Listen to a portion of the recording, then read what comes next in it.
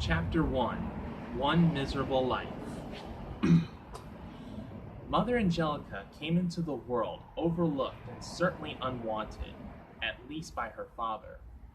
She was born Rita Antoinette Rizzo in the unassuming town of Canton, Ohio on April 20th, 1923.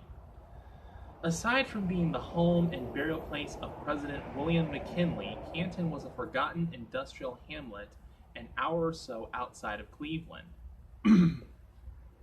Great scattering streaks of brown smoke billowed from her chimney-dotted skyline, an emblem of the productivity issuing from the little town. Steel was the backbone of Canton, the building block of the new century and the lure for thousands of immigrants. From Canton's mill and production lines spilled the ball bearings, streetcars, bricks, telephones, and pipe fittings that would propel the nation into its greatest period. Apart from the industry, Canton was, as it is today, a pleasant green pasture of rolling hills in the middle of the country, a place to raise a family and avoid the chaos and congestion of city life. That is, unless you lived in the southeast part of town where Rita Rizzo was born. In 1923, Southeast Canton was known as the Red Light District, or the slums according to some. For the blacks and hordes of Italian immigrants who worked in the Canton mills, the Southeast was home. Italians were confined to the district by a combination of illiteracy and the constant tribute demanded by their wayward countrymen. It was a ghetto ruled by the Black Hand, a criminal organization with roots in Sicily, and though the mobsters carried black-handled revolvers as they conducted business in the neighborhood, the name Black Hand originated in the old country. Mob activity flourished during that era. A train of organized corruption ran from Cleveland to Canton to Steubenville. Cherry Street was the center of the Canton action, an avenue where racketeering joints and roving prostitutes bayed for the same souls as St. Anthony's Catholic Church. Mob slayings were a common occurrence in southeast Canton. Former members of the neighborhood still speak of people being blown up on porches, shot on street corners, or dropped in local rivers. Even today, well into their 80s, some of the locals talk of the Black Hand in muted terms and refuse permission to publish their names for fear of reprisals.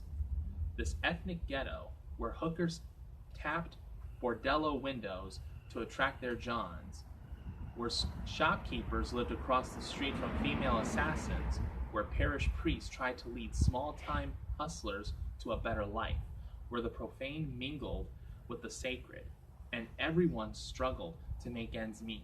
This was the world that awaited Rita Rizzo's coming in 1923.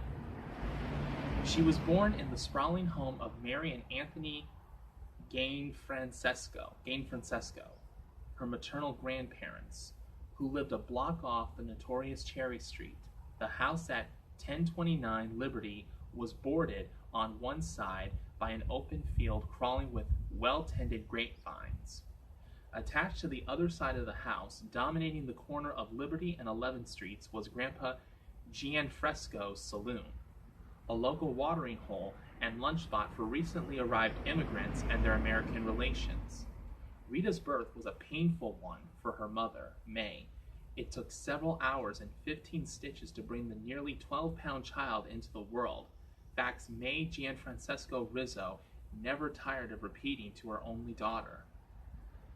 My grandmother said I had rosy cheeks, a full head of hair, and was ready to go, Mother Angelica recalled with a cackle a lifetime later.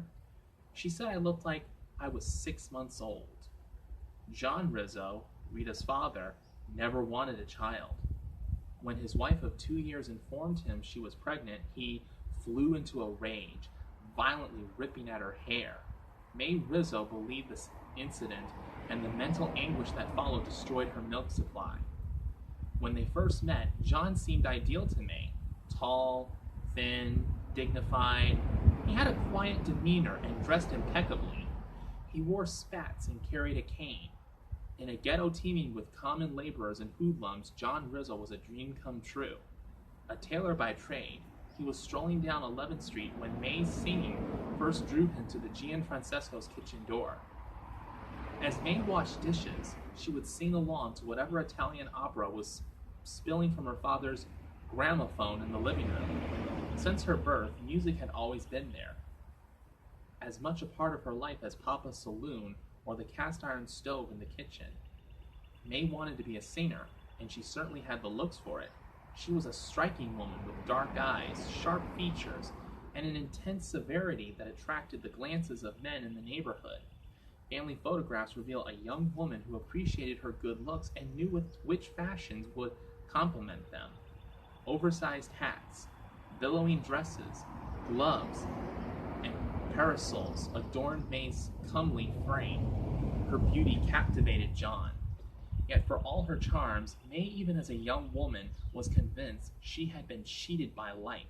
She traced her troubles back to the 5th grade, when during a fire drill, a male classmate took her by the hand.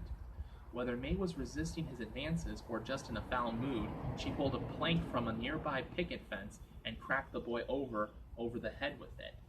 Presumably, the teachers complained. Her mother, never one for conflict, decided that May had had enough education. She was removed from school and did not return.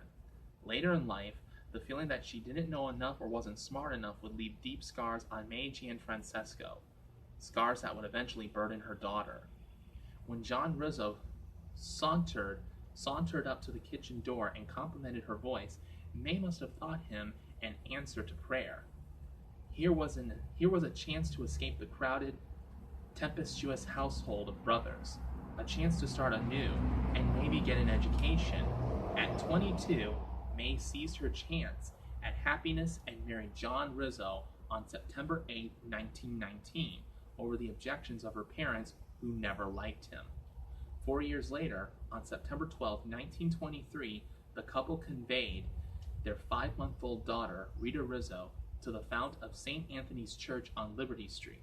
It was an established custom at the time to baptize infants within days of their birth, but a pair of tardy godparents had necessitated a delay. So when the Rizzos finally approached the font with the hefty child, who seemed much older than 5 months, the astonished priest turned to May. "Why didn't you wait till she could walk here?" he asked. Freshly baptized, Rita was carried by her mother to a side altar dedicated to Our Lady of Sorrows.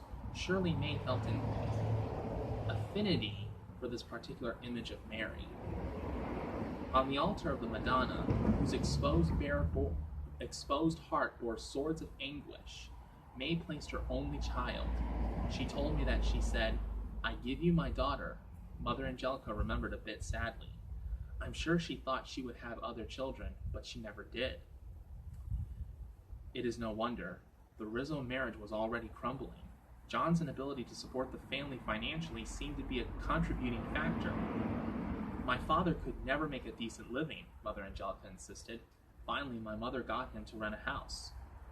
One night, I was in my crib, and I started crying, yelling, and screaming, so she got out of bed to check on me. And there were roaches everywhere, all over me, all over the wall. The newspaper was moving. It was just full of roaches. The wallpaper was moving. It was just full of roaches. After some choice words to John, no doubt deriding his failings as a provider, May bundled Rita up and went to her parents' home for the night. This would become a regular pattern throughout their marriage. The relationship was further undermined by John Rizzo's overbearing mother, Catherine. Around 1926, Catherine Rizzo could find no domicile despite the fact that she had 11 children, including John. So it was decided she would join the young Rizzo family in Canton at May's urging. She didn't have enough foresight to figure out that if 11 children didn't want their mother there, must be something wrong, Mother Angelica said sardonically. So my mother took her in, and that's when the trouble started. In fact, the trouble probably started much earlier. John had been physically and verbally abusing May for years, according to court documents. So while it's unlikely that Catherine Rizzo destroyed the marriage, she certainly created flashpoints for the couple to war over. The determined May met her equal in Grandma Rizzo, a big woman with a mouth to match. She suffered no fools, especially in the kitchen. Grandma Rizzo's gastronomic standards were high, and May's cooking, as well as everything else the woman did, was just not up to par, and certainly not good enough for her son. The regular criticism became too much for an insecure person like May to bear. One afternoon, May had just popped a chicken into the oven, bone and all, a pet peeve for Grandma Rizzo, who proudly deboned her fowl in minutes. Before the oven door had closed, the old lady began chastising May for her culinary shortcomings. 3-year-old Rita clung to her mother's side. After listening intensely for several minutes, the child stepped between her mother and Grandma Rizzo. I said to my grandmother, "Oh, shut up. You all time talked." I said to my grandmother, "Oh, shut up. You all-time talk. Well, my mother grabbed me up and gave me 100 kisses because I was defending her," Angelica recalled. My father would never defend her. This would be the first, although not the last time Rita would raise her voice in almost visceral defense of her mother. It is also the first glimpse of the outspoken quality that would come to define her character. But the intervention did little to quell the acrimony between May and her mother-in-law. Sometime between 1927 and 1928, according to Mother Angelica, a possessed May climbed the stairs of their home in search of a gun to kill the old woman. If my father's mother had been there, she would have done it. Luckily, she had left for Reading, Pennsylvania, to live with her daughter. By November of 1928, John Rizzo was also living elsewhere. For 2 years, he lost himself in California, providing no explanation and no forwarding address. Without money or a job, May had to support what was left of her family. Like refugees, she and 5-year-old Rita returned to her parents' home, though they were not exactly welcome there. The Gianfrancesco home was already filled to capacity. May's 4 brothers, Tony, Pete, Frank, and Nick, and the elder Gianfrancescos occupied the 2 bedrooms, forcing Rita and May to sleep in a renovated attic. Over the years, Mother Angelica often told a story about that first winter in the house. As she and her mother slept in the upper room, a storm blew open the windows, depositing snow on top of them. Given the resources and generosity of the Gianfrancescos during this period, it seems odd that they would subject their own daughter and grandchild to such brutal conditions. Anthony Gianfrancesco was far from poor, despite the poverty around him. He owned 3 homes in the neighborhood, which he rented to family and to Canton's newly arrived Italian immigrants at cut-rate prices. Anthony had immigrated from Naples, Italy, to Colorado, where he worked in a gold mine, before moving to Akron, Ohio. There he met and married Mary Vadalato. Conflicts with his mother-in-law spurred a resettling in Canton and a new business venture. The saloon bearing Anthony Gianfrancesco's name became a safe harbor for foreign families afloat in a strange new land. In southeast Canton, the saloon was the center of Italian public life, a place where countrymen could speak their native tongue, mingle with their own, and share the indignities endured that day at the hands of the Americans. Mother Angelica remembered her grandfather providing Italian newcomers with clothes and helping them find work. Grandpa Gianfrancesco would often feed the immigrant families in a room above the saloon, where the Italian lodges would sometimes meet. It was a family place. Inebriation was forbidden, and if the tab got too high or the hour too late, the Gianfrancescos would send their customers home. It is likely that hard liquor or beer was served in the Gianfrancesco establishment during Prohibition, which hit Canton on January 16, 1920, and would not be repealed until February 1933. Mother Angelica vividly recalled one event that happened in either 1929 or 1930.